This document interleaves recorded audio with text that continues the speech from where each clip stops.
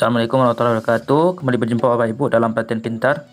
Hari ini kita akan bahas soal setelah menyimak materi tentang relevansi kurikulum pondok pesantren di era digital. Dan modul pertama yaitu tantangan kurikulum pondok pesantren di era digital. Sekarang kita masuk kepada soal yang pertama. Ada 4 hal penting harus dipikirkan ulang sehubungan dengan kondisi era digital di atas dan modernisasi di dalam sistem pendidikan pesantren. Yang pertama, bagaimana kita belajar, how people learn, apa yang kita pelajari, what people learn, kapan kita belajar, where, when people learn, dan di mana kita belajar, where people learn.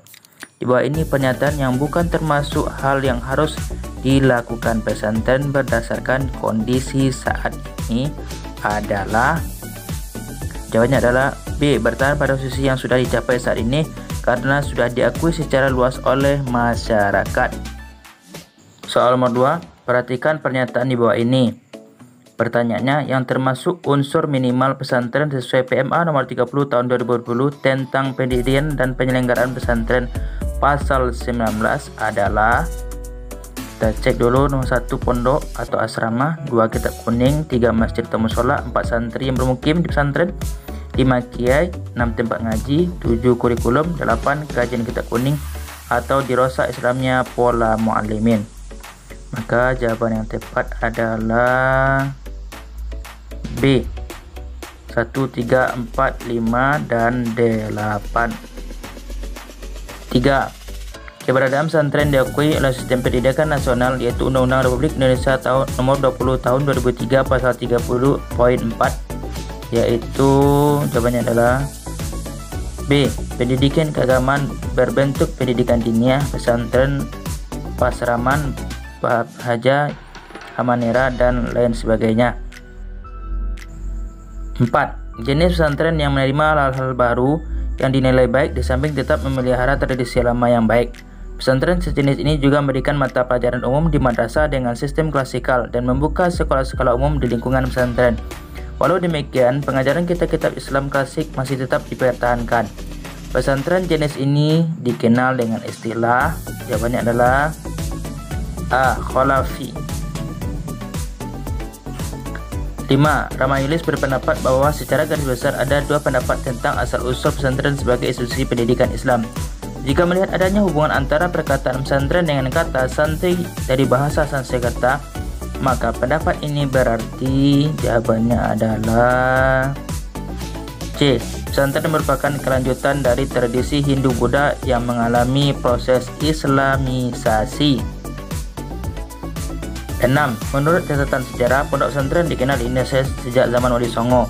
Jika itu, Sunan Ampel mendirikan sebuah pendepokan di Ampel, Surabaya dan menjadikannya pusat pendidikan di Jawa. Para santri yang berasal dari Pulau Jawa didatang untuk menuntut ilmu agama. Pesantren manakah yang menjadi cikal bakal berdirinya pesantren-pesantren di tanah air? Jawabannya adalah C. Pesantren Ampel.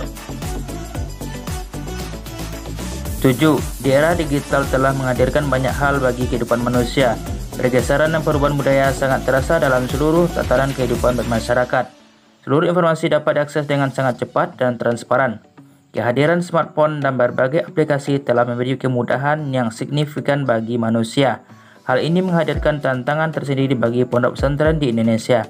Tantangan terbesar pondok pesantren terkait era digital ini adalah B. Mengadaptasi, mengakomodasi, dan merevitalisasi pembelajaran. 8. Dalam perkembangan pesantren, muncul model perguruan tinggi Islam pasca pesantren dinamakan Ma'had Ali.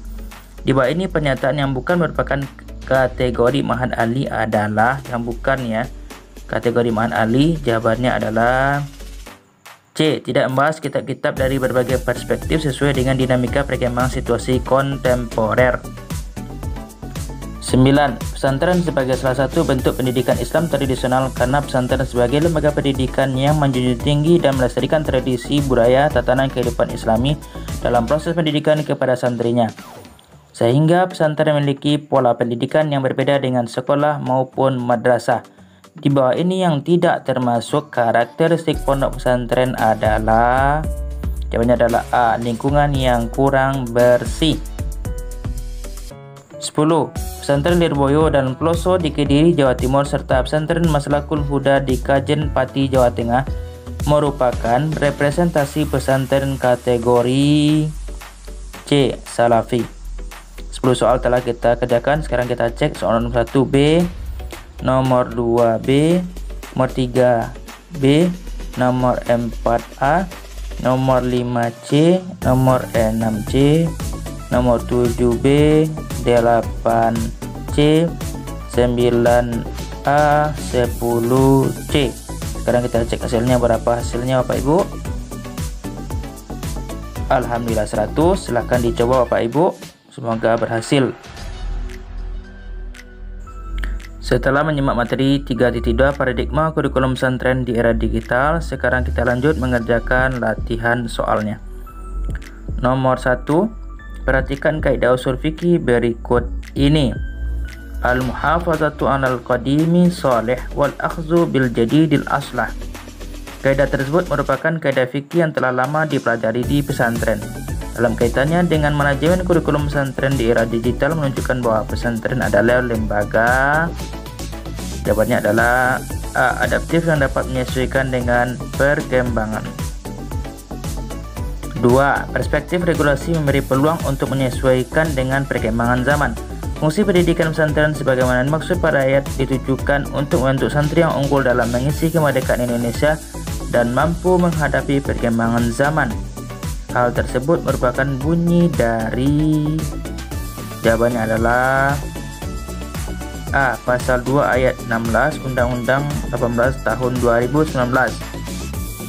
3. Jika fungsi manajemen terdiri dari perencanaan, pengorganisasian, pelaksanaan, dan pengawasan, dan komponen kurikulum minimal ada 4, maka paradigma manajemen kurikulum pondok pesantren di era digital fokus dalam 4 atau beberapa kajian atau hal. Jawabannya adalah B. 16 fokus atau kajian. 4. Kata manajemen secara sederhana dapat diartikan sebagai berikut: kecuali. Jawabannya adalah B. Menilai.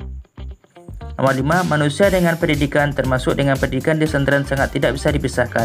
Karena dalam perspektif atau paradigma pendidikan, manusia merupakan homo educandum. 6. Fungsi manajemen dengan menginventarisasi sumber daya agar dapat didayagunakan dalam proses pencapaian organisasi dikenal dengan istilah B. Pengorganisasian. 7. Perhatikan pernyataan berikut ini. Kita lihat pertanyaannya. Dari pernyataan di atas yang termasuk komponen kurikulum adalah, kita baca: 1. Tujuan, 2. Santri, 3. Materi, 4. Proses, 5. Ustadz atau kiai, 6. Evaluasi, penilaian, asesmen. Jawabannya adalah B. 1, 3, 4, dan 6. 8. Kurikulum pesantren yang berkualitas menentukan kualitas santri yang dapat menjadi pemimpin masa depan bangsa. Kurikulum diartikan sebagai seperangkat rencana dan pengaturan mengenai tujuan, isi, dan bahan pelajaran serta cara yang digunakan sebagai pedoman penyelenggaraan kegiatan pembelajaran untuk mencapai tujuan pendidikan tersebut. Pengertian tersebut adalah pengertian kurikulum dari regulasi yang terdapat pada titik-titik. Jawabannya adalah C. Undang-Undang Nomor 20 Tahun 2003. 9. Konsep manajemen juga terdapat dalam ajaran Islam. Berikut terkait dengan fungsi perencanaan dalam manajemen ada dalam surah Al-Quran, yaitu dalam salah satu surat, itu jawabannya adalah D. Al-Hasyr ayat 18. 10. Pesantren dapat mengintegrasikan tuntutan dan kebutuhan di era digital seperti kompetensi IT dan kompetensi abad 21. Pernyataan tersebut merupakan pernyataan terkait manajemen kurikulum pondok pesantren di era digital, yaitu terkait dengan, jawabannya adalah B. Tujuan pondok pesantren. 10 soal telah kita kerjakan. Sekarang kita cek dulu nomor 1A, nomor 2A, nomor 3B, nomor 4B, nomor 5A, nomor 6B, nomor 7B, nomor 8C, nomor 9D, nomor 10B. Sekarang kita cek berapa nilainya. Alhamdulillah 100. Silakan diikuti Bapak Ibu, semoga berhasil. Setelah menyimak materi 3.3 tentang desain kurikulum pondok pesantren era digital, sekarang kita masuk soal nomor 1. Pertimbangkan penggunaan teknologi dalam pembelajaran dengan pendekatan digital dalam pembelajaran. Teknologi seperti komputer dan internet digunakan secara luas untuk memfasilitasi pembelajaran interaktif. Dalam desain kurikulum merupakan analisa. Jawabannya adalah D. Proses pembelajaran. 2. Tujuan evaluasi adalah. Jawabannya C. Menganalisis, merevisi kurikulum, membandingkan, mengantisipasi kebutuhan pendidikan, menentukan ketercapaian tujuan. 3. AIMS dalam analisa tujuan pendidikan di pesantren merupakan tujuan yang utama agar tujuan selanjutnya sesuai. AIMS tersebut adalah. Jawabannya adalah A. Tujuan pendidikan nasional. 4. Capaian pembelajaran yang harus dicapai santri dalam sebuah materi pembelajaran adalah santri dapat menjelaskan kitab Toharoh. Maka tujuan tersebut merupakan capaian pelajaran yang harus dicapai santri dalam sebuah materi pembelajaran adalah santri dapat menjelaskan kitab Toharoh. Maka tujuan tersebut merupakan. Jawabannya adalah D. Objektif. 5. Materi pelajaran pada pondok pesantren berisi kitab-kitab kuning yang arahnya untuk pengembangan pribadi sebagai bagian dari kehidupan masyarakat menjadi prioritas fokus pada identifikasi masalah-masalah sosial dan pemecahannya sesuai dengan uraian pada kitab. Model desain kurikulum tersebut adalah model. Jawabannya adalah C. Transformasi. 5 soal telah kita kerjakan. Sekarang kita cek nomor 1 D, nomor 2 C, nomor 3 A, nomor 4 D, nomor 5 C. Sekarang kita cek nilainya, berapa nilai kita. Alhamdulillah 100. Silakan diikuti Bapak Ibu dan kita lanjut materi selanjutnya. Setelah kita menyimak materi 3.5 tentang implementasi kurikulum pesantren era digital bagian 1 dan 2, sekarang kita mulai mengerjakan latihan selanjutnya. Nomor 1, di bawah ini adalah prinsip dalam pemilihan materi pada kurikulum. Jawabannya adalah D. Relevansi, konsistensi, kecukupan, fleksibilitas, kontinuitas, efisiensi, dan efektivitas. 2. Majelis Masyayikh dapat menetapkan tujuan lembaga pesantren yang mengacu pada tujuan pendidikan nasional dengan mendesain 3 komponen, yaitu jawaban A. Struktur kurikulum pesantren, capaian pembelajaran pesantren, dan prinsip pembelajaran dan evaluasi. 3. Susunan dokumen kurikulum operasional pesantren terdiri dari. Jawabannya adalah A. Analisis karakteristik pesantren, visi misi dan tujuan pesantren, pengorganisasian pembelajaran, dan perencanaan pembelajaran serta evaluasi. 4. Berikut ini adalah komponen pada kurikulum. Jawabannya adalah C. Tujuan kurikulum, materi pelajaran, proses belajar mengajar, dan evaluasi kurikulum. Soal nomor 5. Pada pasal 15 Undang-Undang Nomor 18 Tahun 2019 bagian keempat menjelaskan tentang. Jawabannya adalah A. Pesantren melaksanakan fungsi pendidikan sebagai bagian dari penyelenggara pendidikan nasional. 6. Beberapa pilihan yang tepat dalam mengumpulkan informasi untuk mengetahui karakteristik pesantren pada dokumen kurikulum operasional pesantren adalah.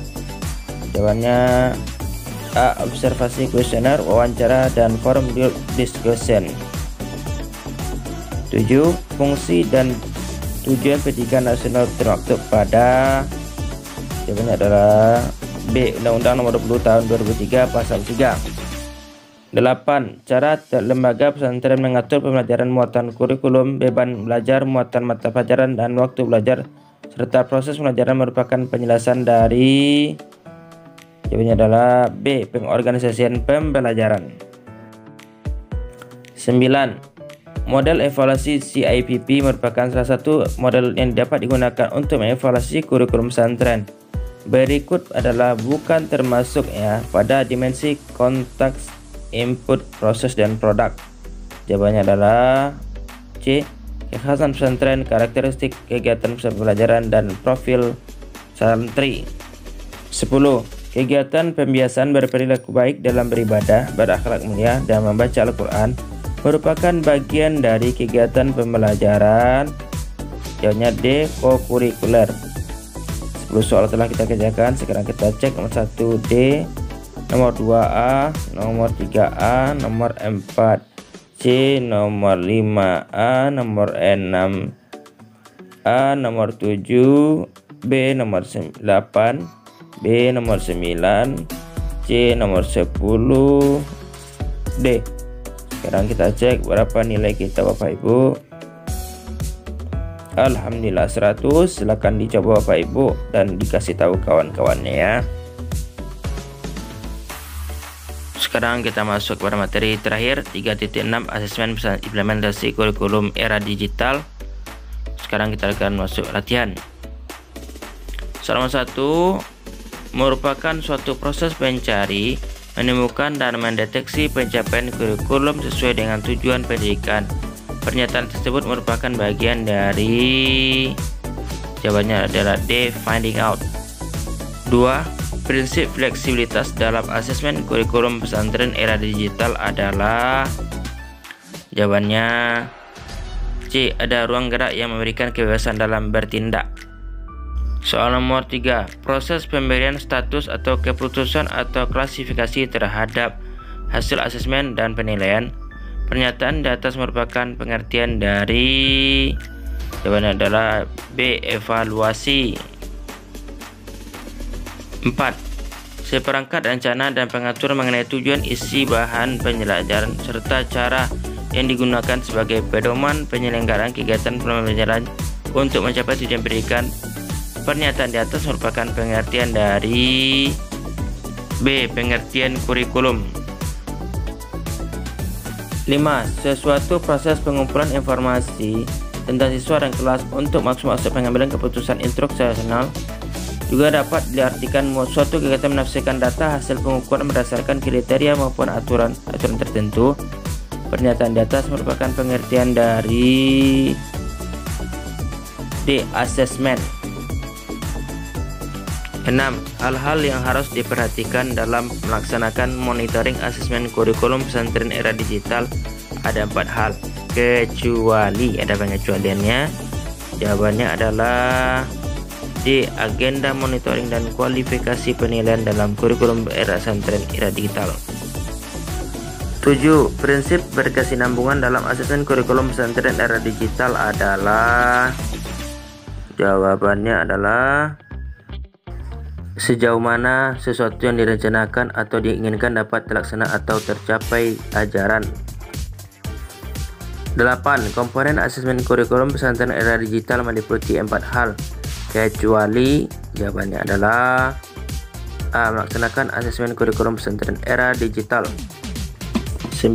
Suatu proses pengumpulan informasi tentang rencana, tujuan, isi, bahan, dan cara yang digunakan sebagai pedoman kegiatan pembelajaran di pesantren dalam konteks era digital yang dilakukan dengan bantuan perangkat teknologi atau perangkat digital lainnya. Pernyataan di atas merupakan pengertian dari A, asesmen kurikulum pesantren digital. 10. Dalam tujuan asesmen kurikulum terdapat pernyataan melacak proses penyusunan kurikulum sesuai dengan tujuan pendidikan. Pernyataan tersebut merupakan bagian dari, jawabannya adalah D, checking out. Sekarang kita cek 10 soal telah kita kerjakan. Nomor 1 D, nomor 2 C, nomor 3 B, nomor 4 B, nomor 5 D, nomor 6 D, nomor 7 B, 8 A, 9 A, 10 D. Sekarang kita cek berapa nilai kita. Alhamdulillah dapat nilai 80 Bapak Ibu. Sekarang kita kasih review ya, jangan lupa dikasih review bintang 5 serta nilai yang positif agar bisa mendapatkan sertifikat. Sampai jumpa lagi pada pertemuan selanjutnya Bapak Ibu dengan pelatihan pintar yang lainnya.